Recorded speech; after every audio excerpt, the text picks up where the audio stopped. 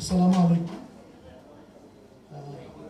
আজকে উপস্থিত মঞ্চে আমার সাথে যারা আছেন সুধী মণ্ডলী এবং আমাদের এই অনুষ্ঠানের প্রতি বছর আয়োজক, যিনি যে দায়িত্বটা পালন করে থাকেন এই অনুষ্ঠানটা করার জন্য, গত 2 বছর হয়েছে, এবারে হচ্ছে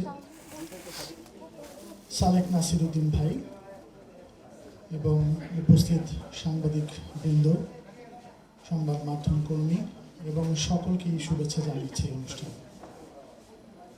আসসালামু আলাইকুম ওয়া রাহমাতুল্লাহি ওয়া বারাকাতুহু। আমরা প্রতি বছর এই অনুষ্ঠানটা করি, গত 2 বছর ধরে। সালেক ভাই বললেন যে আরও এগিয়ে নিয়ে যাব। তো আসলে নবীজি রাসূলুল্লাহ সাল্লাল্লাহু আলাইহি ওয়াসাল্লাম এই মানুষটা আসলে কে ছিলেন? আজকে যে অনুষ্ঠানটা হচ্ছে, আমরা প্রথমেই তার পরিচয়টা কোরআন থেকে একটু জানবার চেষ্টা করছি। সূরা আম্বিয়া 21 নম্বর সূরার 107 নম্বর আয়াতে আল্লাহ তাআলা বলছেন, উনি জগৎসমূহের জন্য কল্যাণ স্বরূপ এসেছিলেন, রাহমাতাল লিল আলামিন। আবার সূরা নিসার 79 নম্বর আয়াতে বলা হচ্ছে মানব জাতির সবার কল্যাণের জন্য এসেছিলেন। কিন্তু সূরা 34 নম্বর সূরার সাবার 28 নম্বর আয়াতে গিয়ে একটা ব্যাপার প্রকাশিত হচ্ছে, সেই ব্যাপারটা একটু বলি। ক্রনোলজিক্যালি তার পরিচয়ে এই 3টা জায়গা যদি আমরা আয়াত টাচ করি, তাহলে প্রথমে পেলাম সমস্ত মানবের জন্য, সমস্ত সৃষ্টির জন্য রহমত স্বরূপ, আর মানব জাতির কল্যাণের জন্য আগত সূরা নিসার 79। সূরা সাবার 28 গিয়ে বলছেন সবার জন্যই তিনি সুসংবাদ দাতা এবং সতর্ককারী। কিন্তু এই যে 3-4টা গুণ ওইখানে বলে দেওয়া হচ্ছে এটা অধিকাংশ মানুষই জানে না। তার মানে উনি এসেছিলেন সকল মানবের জন্য, মানবতার জন্য। কিন্তু আল্লাহ এটা পারমুটেশন কম্বিনেশন, কোরআনের একটা আয়াতের সাথে আর একটা আয়াত যখন আমরা দেখব, আমরা এখানে উত্তরটা বের হয়ে যায়। সমস্ত মানবের জন্য এসেছিলেন, কিন্তু অধিকাংশ মানুষই তা জানে না। আমরা ধর্ম, বর্ণ, জাতি নির্বিশেষে যদি প্রশ্ন করি, এই মুহূর্তেও কাউকে, যারা মুসলমান বা ইসলাম ধর্ম পালন করছেন তাদের বাইরে, রাসূলুল্লাহ কি আপনার জন্য? উত্তরটা হয়তো বা আসবে স্বাভাবিকভাবে না। এটা ইসলাম ধর্মের একজন ধর্ম প্রচারক, শেষ নবী তাদের। কোরআন এটা বলছে না। এই 3টা আয়াত জানার পর ওনাকে বলা হচ্ছে সূরা নমলের 92 নম্বর আয়াতে, মক্কা থেকে যখন আমরা হজ করে বা উমরা করে বের হই, আমরা শুধুমাত্র কিছু রিচুয়ালস পালন করি, কিছু নিয়মতান্ত্রিক শিক্ষা আমরা পালন করি, যা আমরা ছোটবেলা থেকে শিখে এসেছি। কিন্তু ওই নমল মানে 28 নম্বর সূরার 92 নবীজিকে বলতে বলছেন যে উনি আদিষ্ট হয়েছেন এখান থেকে বের হয়ে গিয়ে এই কোরআনটা মানুষের মাঝখানে পৌঁছে দেবেন।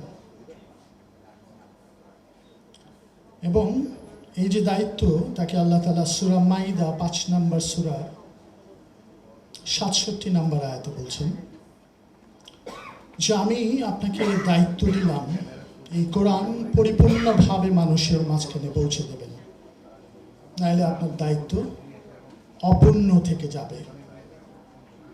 রাসূলুল্লাহ সাল্লাল্লাহু আলাইহি ওয়াসাল্লামের উপরে তার শোল্ডারে একটা রেসপন্সিবিলিটি দিয়ে দেওয়া হচ্ছে, সম্পূর্ণরূপে মানুষের কাছে পৌঁছে দেন, তাহলে দায়িত্ব অপূর্ণ থেকে যাবে। আমি ক্রনোলজিক্যালি যে আয়াতগুলো বলছি, রাহমাতাল লিল আলামিন, সকল মানুষের জন্য যিনি এসেছিলেন, জগৎসমূহের জন্য, সৃষ্টির জন্য যিনি এসেছিলেন, তাকে এইভাবে উপস্থাপন করাটা প্রয়োজন মনে হয় আমার কাছে, আমার মতো ক্ষুদ্র বুদ্ধির, খুব কম জানা একটা মানুষের কাছে। আমি নিশ্চয়ই পরবর্তী বক্তাদের কাছ থেকে শুনবো আরও গভীরে। বাট মানুষের জন্য উপস্থাপন খুব প্রয়োজন এই মানুষটার, যাকে নিয়ে গত 3টা অনুষ্ঠানের আজকে 3 নাম্বার লাইট অনুষ্ঠান হচ্ছে। উনি কি লাইট বা আলো বা আলোকবর্তিকা? সূরা আহজাবের 46 নম্বর আয়াতে দেখবেন, হ্যাঁ, উনি আলোকবর্তিকা। কিসের আলোকবর্তিকা? উনি বহন করছেন এমন একটা জিনিস। It has been continuing from the very ab initio stage. আদম আলাইহিস সালাম থেকে নিয়ে এই পর্যন্ত একটাই ব্যাটন একজন আরেকজনের কাছে দিয়ে দিয়েছেন, সেটা হলো তৌহিদের baton. Only one supreme authority, submit yourself as a submitter. এই যে দুই একটা শব্দ বললাম, তুমি সমর্পিত হও, সমর্পণ করে সৎ কাজ করো। এটাই হলো একটা ধর্মের সংজ্ঞা, ইসলাম। সমর্পিত হও, সৎ কাজ করো। সৎ কাজটা আসে 2 নম্বর সূরার বাকারার 25 নম্বরে শুরু হচ্ছে, কন্টিনিউয়াসলি কোরআনে আছে। আল্লাহ তাআলা মুলক 67 নম্বর সূরার 2য় আয়াতে বলছেন, আমি মৃত্যু এবং জীবন সৃষ্টি করেছি মানুষকে দেখবার জন্য, সৎকর্মেকে অগ্রগামী। This is the only criteria of religion for a human being. সবার জন্য এই একটা জায়গা খুব গুরুত্বপূর্ণ, সে সৎকর্ম করলো কিনা। This is the criteria. তো এই যে রাসূলুল্লাহ সাল্লাল্লাহু আলাইহি সাল্লামকে বলা হচ্ছে যে মানুষকে শেখানোর জন্য, তুমি কর্মবিধায়ক নও, তুমি শুধু এই বাণীটা পৌঁছে দেবে। এই বাণীটা কি আসলে? আল্লাহ তাআলা নিজের পরিচয় দিচ্ছেন যে আমি আলোকবর্তিকা পাঠিয়েছি। শুধু কি এই বাণীটাকে? এটা আপনার 5 নম্বর সূরার 16 নম্বর আয়াতে দেখবেন, কোরআনকে বলা হচ্ছে স্পেসিফিক্যালি আলোকবর্তিকা, আলো, লাইট, নূরুন আলা নূর। এটা আবার যাবে আরেক সূরাতে চলে যাচ্ছে, সূরা নূরে 35 নম্বর। লাইট আপন light. This is a high-class philosophical approach towards Quran in comparison to every philosophy. ইতিহাস এবং চিন্তার মাঝখানে যদি আপনারা কম্পেয়ার করেন, তাহলে দেখতে পারবেন এই বইটা কোন হাইটে অবস্থান করে। এই গ্রন্থটা, নবীর একটাই দায়িত্ব, শুধু এই নবীর না, আদম আলাইহিস সালাম থেকে উনি পর্যন্ত। আল্লাহ বলছেন, আমি মাত্র কয়েকজনের নাম তোমাকে জানিয়েছি। কোন সূরায় বললেন? সূরা নিসা 164 নম্বর আয়াত এবং সূরা মুমিন 40 নম্বর সূরার 78 নম্বর আয়াত। কয়জন? মাত্র 25 জন, এর বাইরে জানাইনি। তার মানে কত মহাপুরুষ, কত ইন্টেলেকচুয়াল পার্সন পৃথিবীতে এসেছেন। নট আনলাইকলি অ্যাজ পার হাদিস 1,24,000 পয়গম্বর পড়ে যাবেন, তারাও হয়তোবা আননোন ফ্যাক্ট। এই জায়গাটা এক্সপ্লোর করলে মানুষের মাঝখানে মিলন চলে আসে। ধর্মটা আসলে কি? আমরা 5 ওয়াক্ত নামাজ পড়বো, রোজা রাখবো, যাকাত দিব, হজ করব, ঈমান আনবো, এই কটাই। নবীজি যখন শুরু করেছিলেন তখন আমার আর আপনার মতো হাতে ইন্টারনেট নাই, কোনো টেলিফোন নাই, যোগাযোগের কোনো ইনস্ট্রুমেন্ট নাই। উনি ডাকতেন, হাইয়া আলাস সালাহ, হাইয়া আলাল ফালাহ। বেলাল রাদিয়াল্লাহু তাআলা আনহুকে দিয়ে প্রথম শুরু করলেন। নেতা বানাবেন একজন কালো কৃতদাসকে, এসো সালাতের জন্য। আমরা সবাই দৌড়াই, একটু পরে এশার নামাজ হলেও দৌড়াবো, এসো কল্যাণের জন্য। This is the missing point, হাইয়া আলাল ফালাহ। এই মিসিং পয়েন্ট নিয়ে কাজ করতে হবে। এই অনুষ্ঠানগুলো এই কাজগুলি এগিয়ে নিয়ে যায়।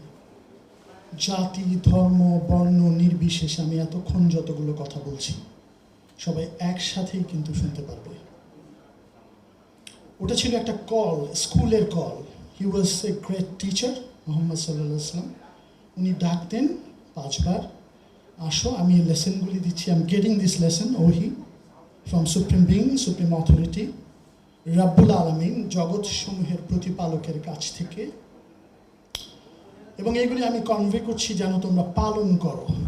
এটা দোয়া দরুদ পড়ার ব্যাপার না, এটা জেনে পালন করার ব্যাপার। এই জায়গাটা আমাদেরকে উপলব্ধি করতে হবে। তাই আল্লাহ তাআলা সূরা রুম 30 নম্বর সূরার 30 নম্বর আয়াতে বলছেন ধর্মের একটা সংজ্ঞা। এটা খুব মনোযোগ দিয়ে শুনেন ধর্মের সংজ্ঞাটা। তুমি যে ফিতরাতের উপর জন্মগ্রহণ করেছো, ফিতরাত মানে আমি আপনি আমরা সবাই একটা শিশু হিসেবে জন্মগ্রহণ করেছিলাম। নজরুল যেটাকে বলে খেলি ছুঁয়ে বিশ্ব লয়ে হে বিরাট ও শিশু আনমনে। বিরাট শিশু মানে একটা পবিত্র শিশু, তার মধ্যে পবিত্রতা বিরাজ করে, এটাকে বলে ফিতরাত। তুমি যে প্রকৃতি নিয়ে, যে যোগ্যতা নিয়ে তোমাকে আমি পৃথিবীতে এনেছি, সেই সৎ প্রকৃতিকে তুমি দূষিত বিকৃত করো না, এটাকে নষ্ট হতে দিও না পাপ অন্যায়ের মাধ্যমে। এই যে নষ্ট হতে দিবে না, এটি মূলত রিলিজিয়ন। সূরা রুমের 30 নম্বর আয়াতে বলা হচ্ছে, খুব সুন্দর করে শুনেন জিনিসটা, ধর্মের একটা সংজ্ঞায় আমি বলি, এই সৎ প্রকৃতিকে দূষিত বিকৃত হতে দিও না, এইটার উপরে স্টিক করে থাকো। এটাই সত্য ধর্ম এবং সর্বোচ্চ ধর্মবিধান। অধিকাংশ মানুষই জানে না, আবারও সেই অধিকাংশ মানুষই জানে না। ধর্মের সংজ্ঞাটা অধিকাংশ মানুষই জানে না, আল্লাহ তাআলা কোরআন শরীফে বলছেন, এবং কোরআন মজিদের সাবার 28 নম্বর আয়াতে বলে দিচ্ছেন মুহাম্মদ সাল্লাল্লাহু আলাইহি ওয়াসাল্লাম, রাসূলুল্লাহ সাল্লাল্লাহু আলাইহি ওয়াসাল্লাম এসেছিলেন সমস্ত মানুষের জন্য, জগৎসমূহের জন্য রহমত স্বরূপ। ফ্রম রাব্বুল আলামিন থেকে রাহমাতাল লিল আলামিন। এই জায়গাগুলো নিয়ে আসলে মানব জাতির কাজ করা দরকার। তো মানব জাতিতে এগিয়ে এসে কাজ করতে পারবে না, আসবে না। তারা প্যালেস্টাইনে মানুষ মারবে, আমরা চুপচাপ বসে বসে দোয়া দরুদ পড়ব, আমরা বুঝতেই পারবো না ধর্মটা আসলে কি, কিভাবে রিটালিয়েট করতে হয়। আজকের বক্তৃতায় এসেছিল বদরের যুদ্ধ, এসেছিল উহুদের যুদ্ধ। বদরের যুদ্ধে কিন্তু নবীজি যুদ্ধ করতে যাননি। একটা অর্থনৈতিক গ্রুপ, যেটা আবু সুফিয়ান লিড দিচ্ছিল, সেটার সাথে একটা নেগোসিয়েশনে উনি গিয়েছিলেন। পরবর্তীতে আবু জেহেলের নেতৃত্বে 1000 লোক বের হয়ে আসে কুরাইশরা। পরে এই রিটালিয়েশন হয়, আল্লাহ সাহায্য করেন। উনি স্ট্র্যাটেজিক্যালি যেটা সাজিয়েছিলেন বদরের যুদ্ধে, এটাকে বলে এখনকার যুদ্ধাবস্থায় একটা থিওরি অ্যাপ্লাই করা হয়, এটাকে বলে থিওরি অফ ডেটারেন্স, নিবারক তত্ত্ব। আন্তর্জাতিক সম্পর্কে এটা পড়ানো হয়। নিবারক তত্ত্বটা হলো, আপনার কাছে কোনো অস্ত্র নাই বা খুব কম আছে, how you expose yourself to your opponent, that is important. আমার অনেক কিছু আছে। উনি হাতে 3টা উট, কয়টা ঘোড়া, কয়টা তীরন্দাজ, এমনভাবে সাজালেন যে বিপক্ষ পক্ষ ভয় পেয়ে গেল যে ওনার কাছে অনেক কিছু আছে। উনি কিন্তু ওই সময় তসবি নিয়ে বসে পড়েন নাই, পানি পড়া নিয়ে বসে পড়েন নাই। Strategically, he was a leader and he played the role of a leader. Guided all the team. Deterrence use করেছে। আজকে আধুনিক বিশ্বে এটা ইউজ করা হয়। আমি আন্তর্জাতিক সম্পর্কের ছাত্র, ঢাকা বিশ্ববিদ্যালয়। এই তত্ত্বটা যখন পড়েছি তখন মনে হচ্ছে, আরে who used it earlier? It was Muhammad sallallahu alaihi wasallam. So we can learn so many things from him. এই যে আলোকবর্তিকা আসছে, শুধু এটাকে বলছে। আপনারা 46 নম্বর আয়াতে যান, সূরা মাইদা যান, 64 নম্বর আয়াত। তাওরাত ইনজিল ও আলো, তোমরা এটা ফলো করলা না? সব এসেছে তাওহীদের বাণী নিয়ে। একজন সৃষ্টিকর্তার উপর সমর্পিত হও, এটার আরবি হলো মুসলিম, ইসলাম। আর যে সমর্পণকারী, who is the submitter, he is Muslim. আর কোনো সংজ্ঞা নেই। 22 নম্বর সূরা হজের 78 নম্বর আয়াতে চলে যাবেন। তোমাদের আগেও নামকরণ করা হয়েছিল মুসলিম, এখনও তোমাদের নামকরণ মুসলিম। কিভাবে সম্ভব? লেসলি হেজেলটন, একজন ইহুদি, লেটেস্ট একটা বই লিখেছেন, দ্য ফার্স্ট মুসলিম। অসাধারণ ব্যাখ্যা। উনি যে ফার্স্ট মুসলিম দিলেন, ফার্স্ট মুসলিম কিন্তু মুহাম্মদ সাল্লাল্লাহু আলাইহি ওয়াসাল্লাম না, আদম আলাইহিস সালাম। কিন্তু অর্গানাইজড মুসলিম ইব্রাহিম আলাইহিস সালাম। কেন মুসলিম? আপনাদের প্রশ্ন থাকতে হবে। কেউ শিখিয়ে দিল, প্রশ্ন করবেন না, কোরআনের এখানে এটা কেন, ওখানে এটা কেন, চুপচাপ বসে থাকবেন, কেউ ইম্পোজ করে দিল ন। আমি 2টা উদাহরণ দিই। সর্বশ্রেষ্ঠ মুসলিম ইব্রাহিমকে ফলো করতে বলছেন আল্লাহ তাআলা 130 নম্বর আয়াত সূরা বাকারায়। ইব্রাহিমের ধর্ম ছাড়া অন্য কোনো ধর্ম যে পালন করবে সে অজ্ঞ। মূর্খ। ৭৮ নম্বর আয়াত সূরা হজে বলছেন মুহাম্মদ সাল্লাল্লাহু আলাইহি ওয়াসাল্লামকে, তুমি মিল্লাত ইব্রাহিম, মানে this is the organized religion you are performing. এবং কোরআনে বলা হচ্ছে ইহুদি এবং খ্রিস্টানদের, ও তো ইহুদিও ছিল না, ও তো খ্রিস্টানও ছিল না, তার তো অনেক আগে এসেছে। এখানে কোনো ডিফারেন্স নাই। ধর্ম হলো সমর্পিত হও একক সৃষ্টিকর্তার উপর, যে তোমার একদিন বিচার হবে। মালিক ইয়াউমিদ্দিন, owner of the day of judgement of রিকম্পেন্সে গিয়ে তার কাছে দাঁড়াতে হবে। What you did in this world, you have to be accountable to him. জবাবদিহিতা করতে হবে। এই জায়গাটা মনে রাখাই হলো আসলে religion. Show me the straight পথ, ইহদিনা সিরাতাল মুস্তাকিম। আমরা খুব খুশি, ইহদিনা সিরাতাল মুস্তাকিম সিরাতাল লাযিনা আনআমতা আলাইহিম গায়রিল মাগদুবি আলাইহিম ওয়ালাদ-দাল্লিন। আমাকে ভালো লোকের পথে নিয়ে যাও, খারাপ লোকের পথে নিও না, আমাকে আলোর পথ দেখাও। বসে থাকবেন একটা তসবিহ নিয়ে, পানি পড়া নিয়ে সারা রাত দোয়া দরুদ দিয়ে? কাজ করতে হবে, আমল। আমি দেখতে চাই সৎকর্মকে অগ্রগামী। ওই যে মুলকের ২য় আয়াত, এই জন্য জীবন মৃত্যু সৃষ্টি করেছি।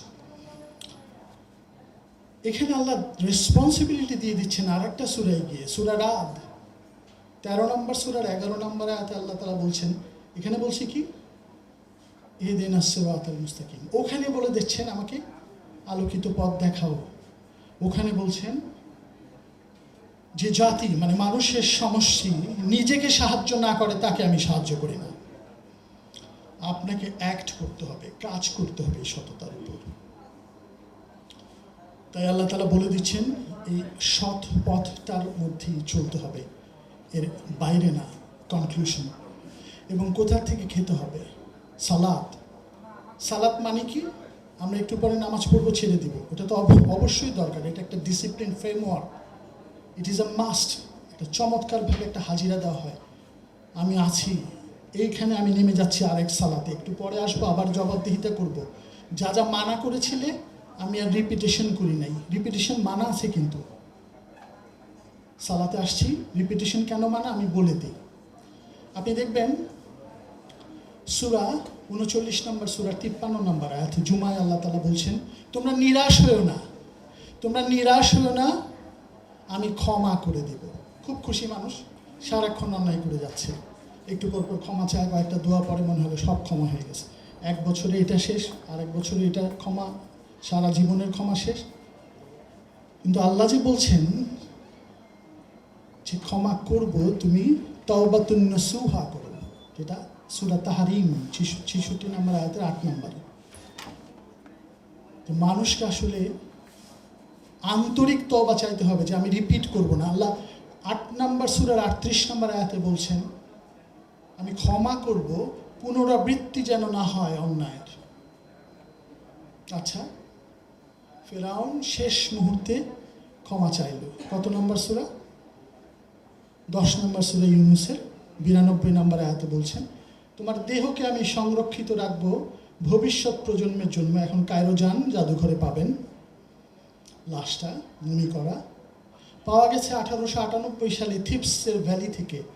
কি অসাধারণ, কেউ মুমি করে নাই। ওখানে লবণ ছিল এবং পানির একটা ম্যাটার ছিল, আছে, আল্লাহ সংরক্ষিত রেখেছেন। ৪,০০০ বছর পর পাওয়া যাচ্ছে। কেন রেখেছেন? শেষ মুহূর্তে ক্ষমা চাচ্ছিল, পায় নাই। তাই সূরা নিসার ১৮ নম্বর আয়াতে আল্লাহ তাআলা বলে দিচ্ছেন, ওই মৃত্যু সজ্জায় এসে যদি ক্ষমা চাও, ক্ষমা করব না। তোমার যখন শক্তি আছে, সামর্থ্য আছে, শেষ মুহূর্তে কেউ বলল মুখে, তোমার কাজের উপর তোমার জাস্টিফিকেশন হবে। তো কাজের যদি একটু সময় থাকে আমাদের, আমরা যেন এই মুহূর্তেই সৎ কাজে ঝাঁপিয়ে পড়ি। খুব গুরুত্বপূর্ণ। কোরআনের প্রত্যেকটা আয়াত কে প্রচার করে গেছেন, আমাদের কাছে আনলেন কে, আমরা বিশ্বাস করি কেন? এই যে এই মানুষটা, most influential man in the human history, unbelievable man. Michael J হার্টের একটা বই তো, এরকম প্রচুর বই আছে। ১ নম্বরে উনি মোস্ট ইনফ্লুয়েন্সিয়াল, সবচাইতে প্রভাবশালী মানুষের উপর। চিন্তা করা যায়, আমরা মক্কা মদিনায় যাই, মানুষজনের আচরণ দেখি, সেই শিক্ষাটা এখনও নাই। কিন্তু এই মানুষটা তখনই পৃথিবী জয় করে ফেলেছেন। থেলেসের নাম শুনেছি আমরা, দর্শনের জনক বলা হয়। থেলেস বলছেন সব কিছু ঈশ্বরে পরিপূর্ণ এবং সব কিছু পানি থেকে সৃষ্টি। আর আমরা বলবো পানি থেকে কোরআনে কি আছে? আম্বিয়া 21 নম্বর সূরা 30, পানি থেকে সমস্ত সৃষ্টি। বিগ ব্যাং পাবেন, তোমরা ছিলে একই জাতি, 92 আম্বিয়া। সূরা নূর 45 পাবেন পানি থেকে সৃষ্টি। সূরা ফুরকান 54 পাবেন আয়াতে পানি থেকে সৃষ্টি। This is called metamorphosis and transformation of water cycle কোরআনে আছে। 164 নম্বর আয়াত সূরা বাকারা এবং 191-92 নম্বর আয়াত সূরা ইমরান। তোমরা এই আকাশমণ্ডলী নিয়ে চিন্তা করো, ভূমণ্ডল নিয়ে চিন্তা করো, নভমণ্ডল নিয়ে চিন্তা করো, বাতাসের যে পরিবর্তনশীলতা নিয়ে চিন্তা করো, উলুল আলবাবরা জ্ঞানীরা এগুলো নিয়ে চিন্তা করে। আরও বহু উদাহরণ দিচ্ছেন, চিন্তা করো। সূরা মুলক 67 নম্বর সূরা 4 নম্বর আয়াতে বলছেন, তাকাও তো ওই নভমণ্ডলের দিকে, আবার তাকাও, দেখো তো কোনো ত্রুটি খুঁজে পাও কি না। এক্সপ্লোর ইট। ত্রুটিটা নিয়ে আসছে একটা জিনিস জানানোর জন্য, আপনাদের ইনকুইজিটিভ মাইন্ডটাকে যেন ব্যবহার করেন এই জন্য। দেখো তো কোনো ত্রুটি খুঁজে পাও কিনা। মানুষকে ইন্সপায়ার করছেন আল্লাহ তাআলা। পাবে না, তোমার দৃষ্টি ব্যর্থ ক্লান্ত হয়ে ফিরে আসবে, তুমি কোনো ত্রুটি পাবে না। ইব্রাহিম আলাইহিস সালাম প্রশ্ন করে আল্লাহকে, তুমি মৃতকে কিভাবে জীবিত করবে? 260 নম্বর আয়াত সূরা বাকারায় দেখেন। আল্লাহ তাআলা বলেন, ইব্রাহিম তুমি কি আমাকে বিশ্বাস করছো না? বলেন, I am asking this question out of my inquisitive mind, আমি জানতে চাই।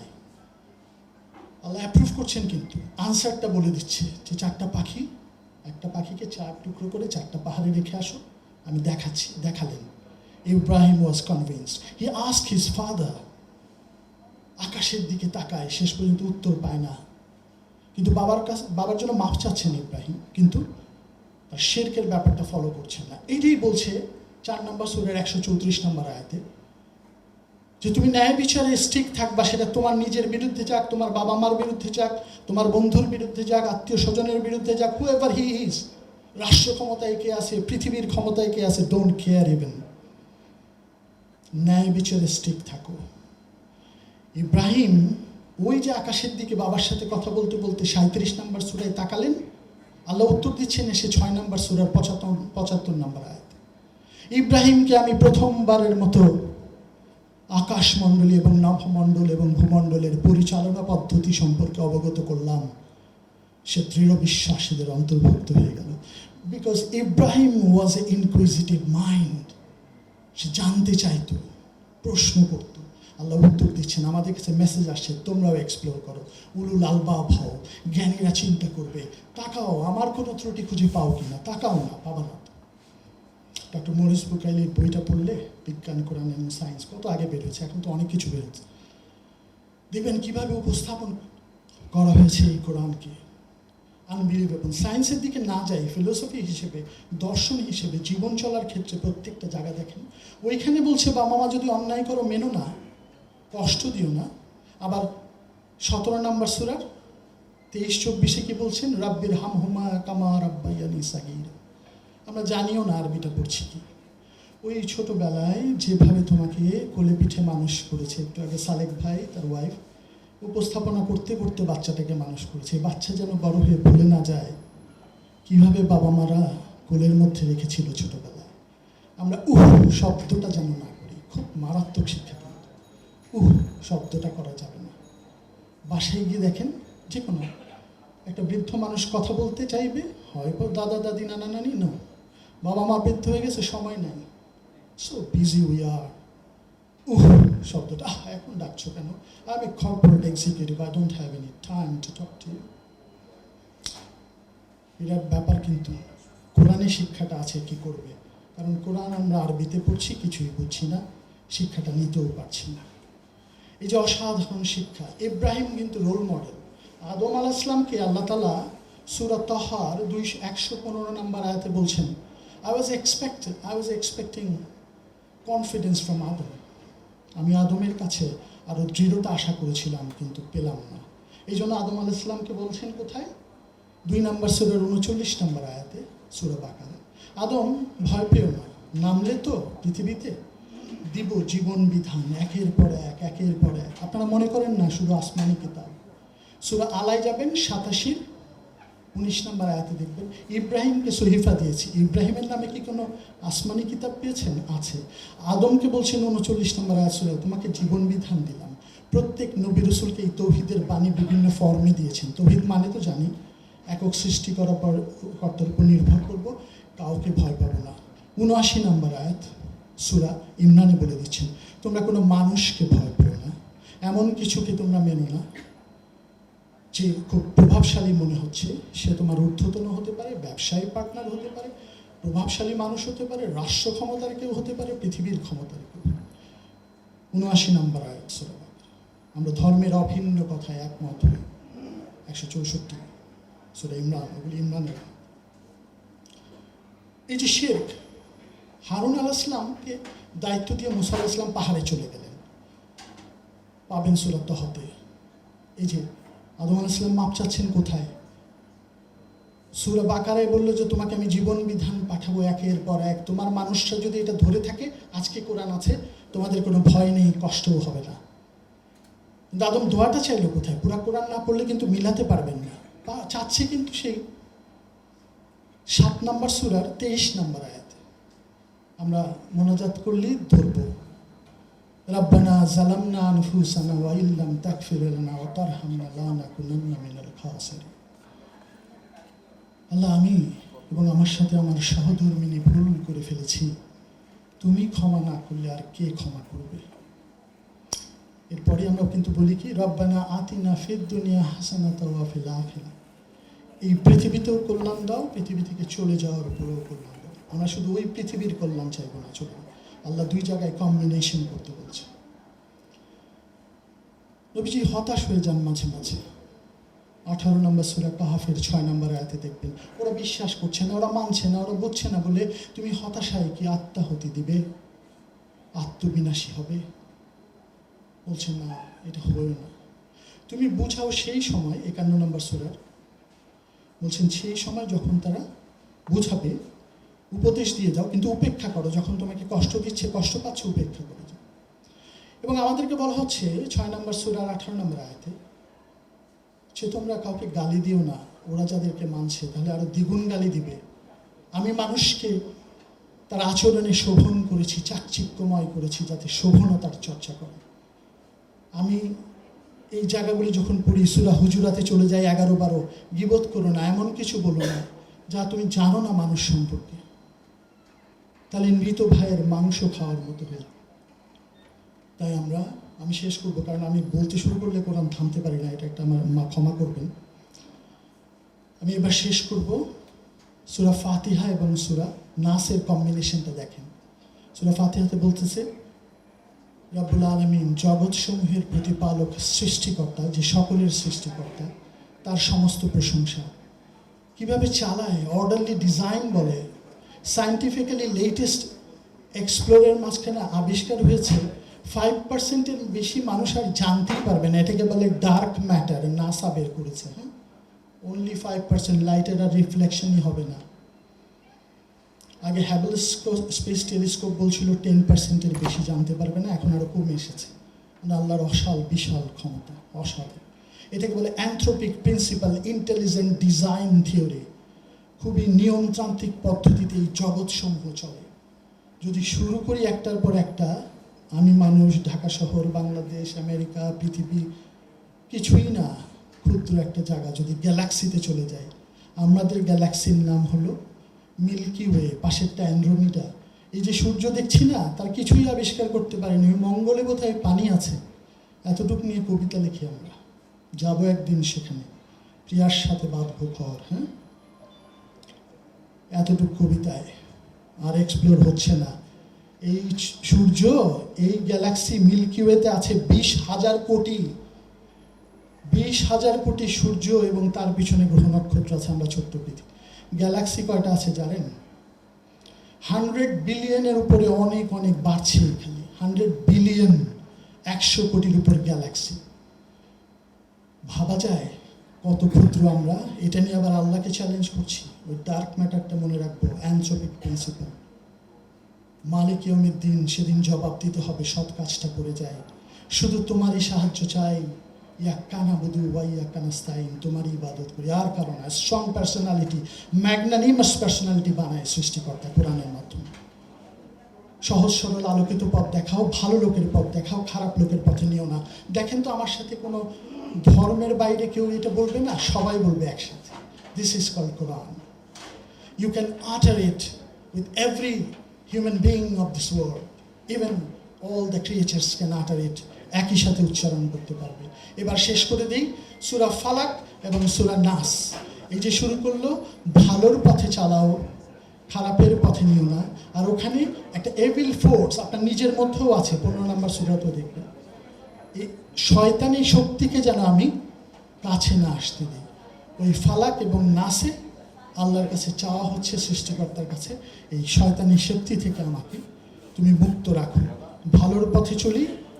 আলহামদুলিল্লাহ শুরু হলো প্রথম সূরা, ফালাক নাস দিয়ে শেষ হলো। ফালাক মানে ভোরের আলো আসছে, নাস আমরা এই অশরীরী শক্তি এবং মানুষের শয়তানি থেকেও মুক্ত চাইলাম শয়তানের সাথে। আমরা নিশ্চয়ই আমাদের জীবনটা এইভাবে চালাবো। এবং আমি ধন্যবাদ জানাই সালেক ভাই এবং তার সমস্ত দলকে, আজকে যারা এসেছেন তাদেরকেও, যে এরকম অনুষ্ঠান আমরা করে দেবো। ধন্যবাদ। আসসালামু আলাইকুম ওয়া রাহমাতুল্লাহ।